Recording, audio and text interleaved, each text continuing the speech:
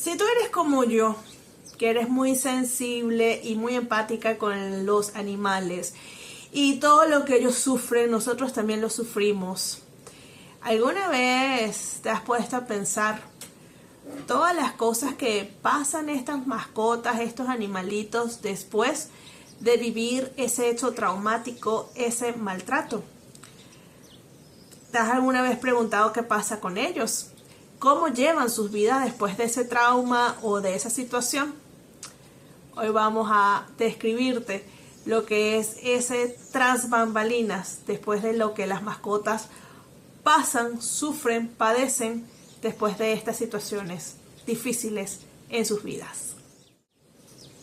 Hola, hola, ¿cómo estás? Soy Fabi van der Hoeven, educadora canina, especialista en comportamiento canino con base conductista cognitivo emocional. Y este video lo estoy haciendo porque lo dejé en una publicación de mi canal de Telegram, en donde abrí un poco el tema, el debate de por qué hacía esa publicación en Telegram. Y aquí quiero profundizarlo un poco más.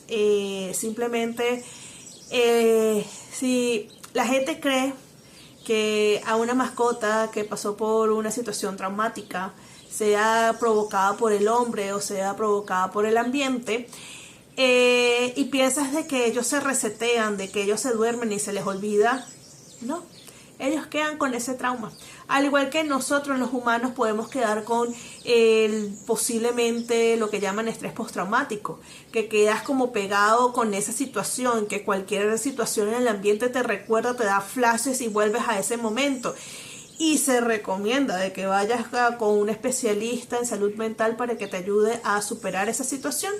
Las mascotas también deben acudir a especialistas, en este caso etólogos o especialistas en comportamiento canino, a ayudarlos a liberarse de esa situación que les causó ese trauma, ese miedo, esa angustia, porque ellos también necesitan apoyo emocional, ellos también necesitan como esa ayuda de un especialista en comportamiento, no en salud mental, pero sí en comportamiento.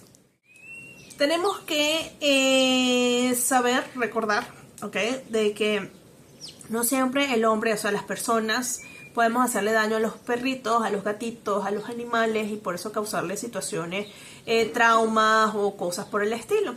También lo puede provocar el ambiente. El ambiente puede ser por medio de sonidos fuertes, como es el caso de las tormentas, las lluvias, O sea, situaciones en que ellos, al igual que nosotros, pasaron algo que los asustó y se quedan marcados con eso.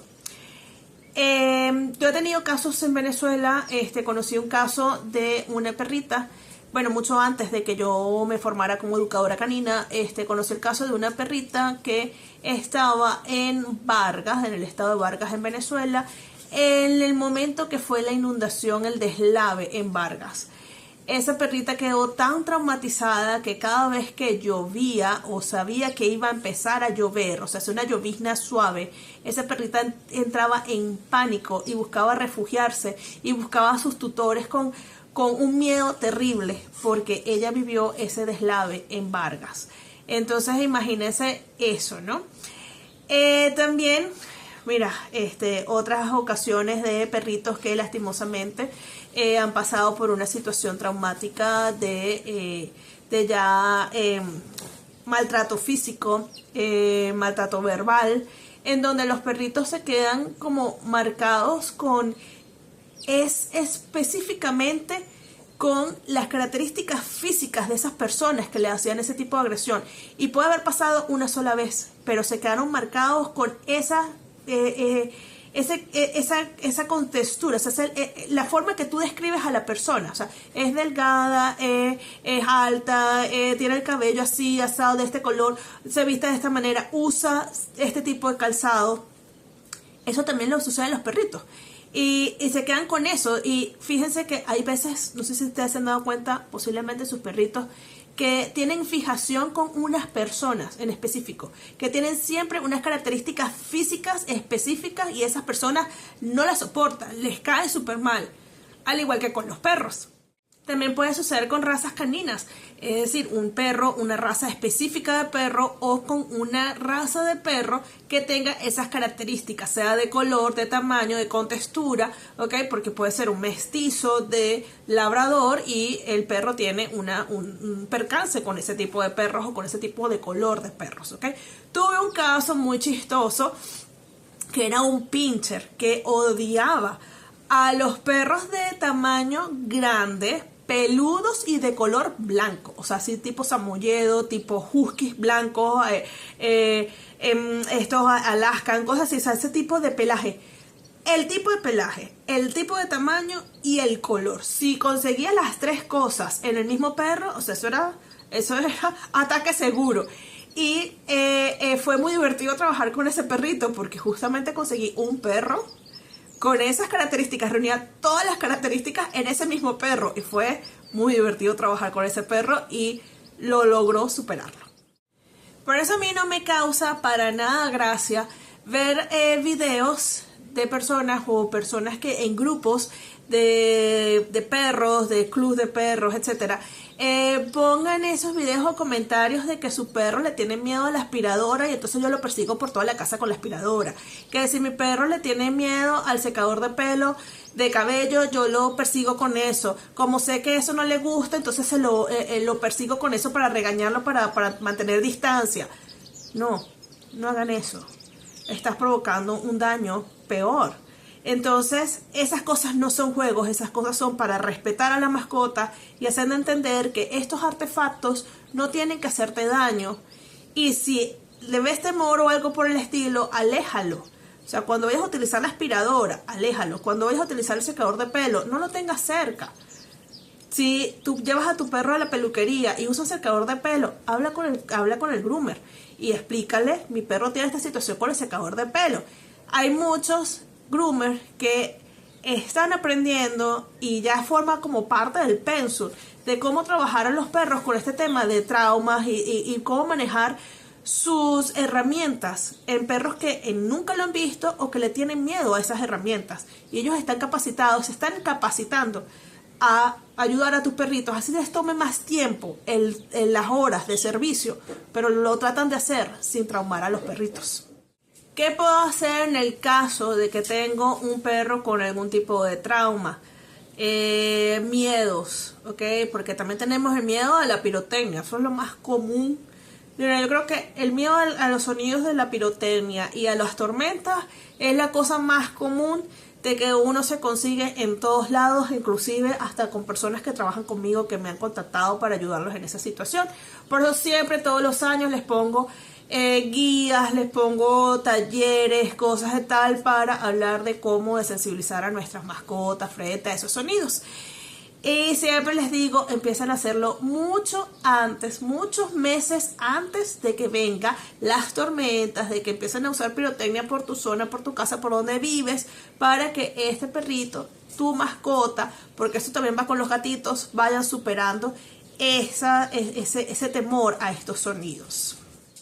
También tuve un caso de un perrito que fue adoptado y él odiaba el calzado de botas tipo militar, ¿sabes? Los que usan los calzados de los militares, ese tipo de calzado.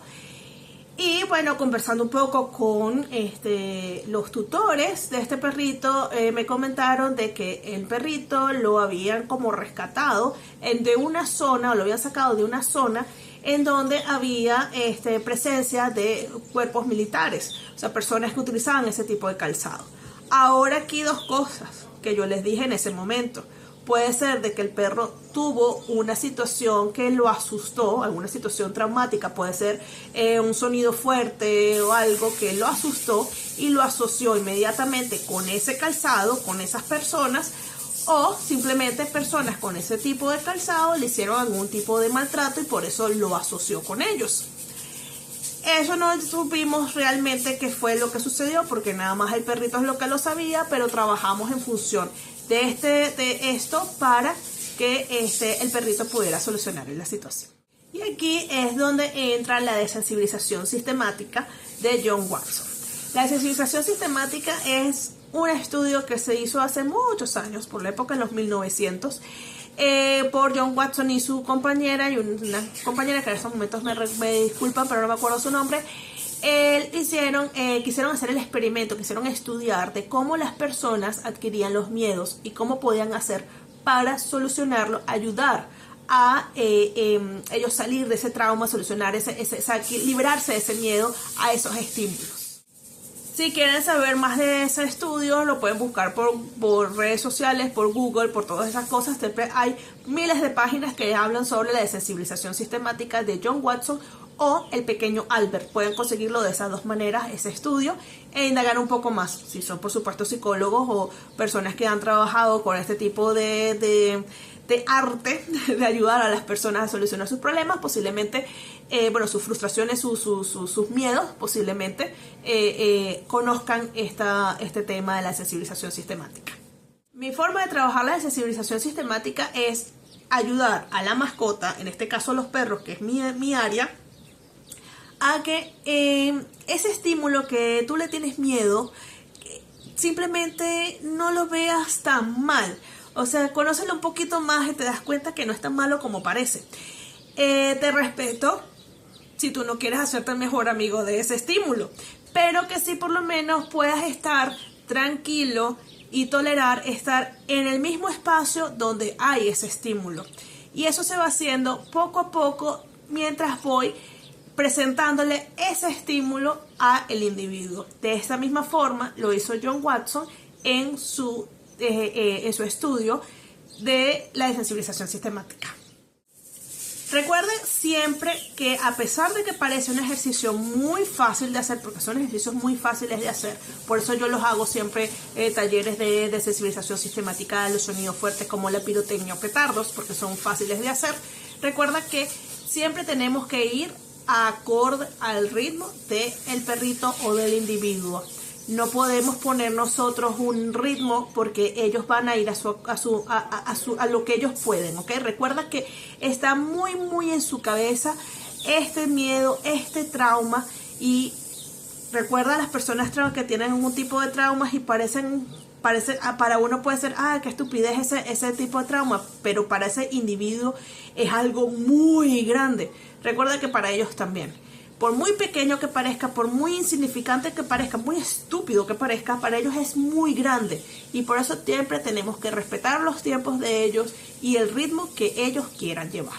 Como siempre les digo, con mucha paciencia, con respeto, con amor, constancia, vamos a empezar a ver los cambios de estos perritos. Yo siempre les sugiero a las personas que si en temas un poco más profundos, de tipos traumas más profundos, de maltrato, cosas por el estilo, como les decía anteriormente, del calzado de militar, problemas con otros perros de características físicas específicas, yo les recomiendo que trabajen directamente con un profesional para que los guíe en el proceso y especialmente esté con ustedes las primeras sesiones o prácticamente todas las sesiones del perrito en este tipo de situaciones, ¿ok? Se ve sencillo, se ve fácil, háganlo ustedes solitos, pero también si ven que en algún momento se tranca el ejercicio, ven que no avancen más, acudan a un especialista para que los ayude en ese momento. Y recuerda que a veces nosotros reflejamos nuestros propios miedos, nuestras propias inseguridades en nuestros perros. Entonces eso también puede ser un motivo de tranca al momento de modificar ese comportamiento de tu perro. Porque como uno ve que el perrito está sufriendo, que le teme ciertas cosas, entonces uno se involucra mucho emocionalmente y a veces uno mismo es el que tranca el proceso del perro. Si ves que esto está sucediendo contigo, háblalo con tu confidente, con tus mejores amigos, con un familiar, con alguien que te sientas abierto de hablar sin que te juzguen, o busca ayuda a un especialista de salud mental. Ese que tú le digas, tengo esta situación con mi perro y siento que yo lo estoy trancando, y te diga, cuéntame más de esto, ahí es donde tienes que quedarte para que te ayude a resolver esa situación, porque posiblemente, inconscientemente, tú estás interfiriendo en eso sin querer, ¿ok? No que lo digo que lo hagas a propósito, sino posiblemente sin querer. Inconscientemente lo estás haciendo porque nuestro instinto materno-paterno es a veces tan grande que hacemos ese tipo de cosas sin darnos cuenta, inconsciente. Así que bueno, si nunca habías pensado ¿Qué pasaba con los perritos o los gatitos o todos esos animalitos después de esos traumas? Y creíste que, eso lo superará solo. No, amigo, no lo superan. No lo superan para nada. Necesitan ayuda para superarlo. Y por eso te recomiendo de que si trabajas en un refugio de mascotas, en una fundación, o tú adoptas una mascota que ves que tiene este tipo de situaciones o traumas, acudas con un especialista para que te ayude a resolverlos. Y puedes ver también mis videos donde voy a estar siempre montando contenido sobre comportamiento canino y posiblemente te va a ayudar a resolver esta situación o por lo menos tener una idea de dónde empezar, saber dónde te estás trancando y cuándo necesitas buscar esa ayuda de un profesional. Recuerda que todo este contenido que monto en mis redes sociales está basado en mi experiencia, en mis conocimientos. Yo no tengo la verdad absoluta. Y puede ser que hay otros colegas que piensen diferente y tú también puedes pensar de una manera diferente y eso es lo que nos enriquece y nos hace hacer muchos mejores tutores. Te leo en los comentarios de todas mis redes sociales, en todos sitios te leo, a ver qué te parece todo este contenido y me cuentes también. ¿Has tenido una mascota que tiene algún tipo de miedos, traumas, odia a un perro en específico? ¿Te has dado cuenta de eso? Hay los sonidos fuertes, hay un sonido que lo asusta siempre, se comporta de una manera diferente frente a un estímulo específico. Te leo en los comentarios y nos vamos ayudando. De esta manera vamos feedback. Así que tú y yo nos vemos en el espejo y si no nos vemos, ya lo sabes por qué.